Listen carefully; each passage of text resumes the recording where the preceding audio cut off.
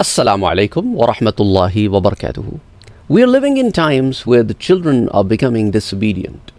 And when parents try to fix the affairs of children, they rebel. And when they rebel, sometimes they use foul language, sometimes they are aggressive.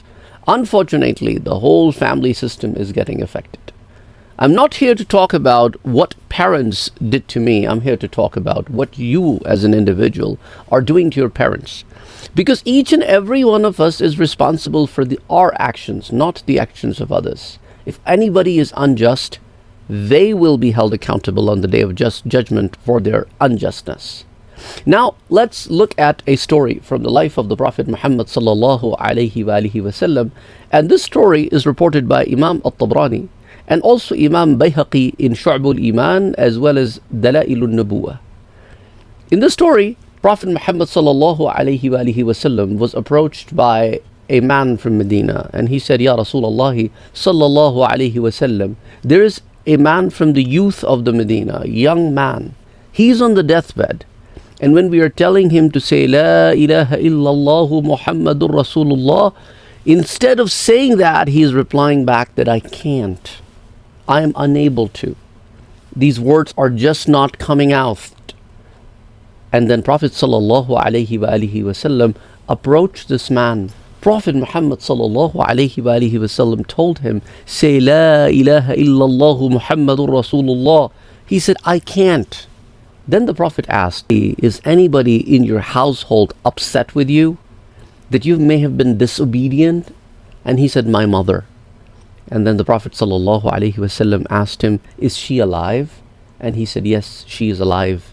Then Prophet sallallahu alaihi wasallam called his mother over. When she came, Prophet Muhammad sallallahu alaihi wasallam asked her, is this your son? She said, yes.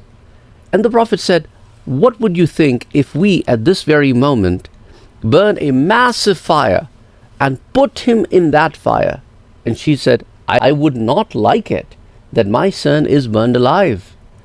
So I request you not to do anything like that.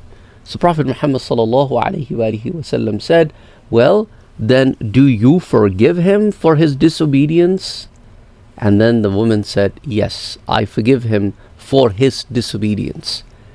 And then Prophet Muhammad sallallahu alaihi wasallam turned toward this young man and said, now say La ilaha illallah Muhammadur Rasulullah. And this time he was able to say it. Allahu Akbar, Allahu Akbar, Allahu Akbar. Yes, and then he passed away. Prophet Muhammad sallallahu alaihi wasallam said, Alhamdulillahi alladhi anqadhahu minan nar. All praises to Allah subhanahu wa ta'ala who saved this young man from the hellfire, because if he would have died and his mother would still be upset with him and he still would be disobedient, he would have died as a disobedient son, Allah subhanahu wa ta'ala would have given him very, very severe punishment. May Allah subhanahu wa ta'ala protect all of us from doing anything which would be categorized as being disobedient to our parents. Now remember, if the parents are telling you to do something that goes against Islam, then you do not need to obey them in this manner, in this particular way that they're asking you to go. However, even at that time, you are not supposed to be rude or mean to them. Look at the story of Ibrahim alayhi salam. I would highly recommend you open Surah Maryam and look at those ayahs that are about Ibrahim alayhi salam having conversation with his father. And in each and every statement, you find Ibrahim alayhi salam more and more humble, loving, caring, despite the fact, even to a point when his dad said, Ibrahim, if you do not stop, I will stone you to death. And even at that time, he said, Salamun, peace be on you.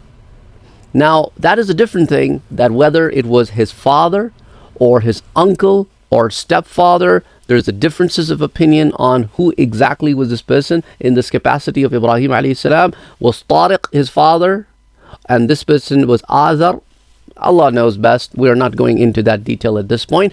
But the idea is that you have to be kind and humble towards them. Assalamu alaikum wa rahmatullahi wa barakatuh.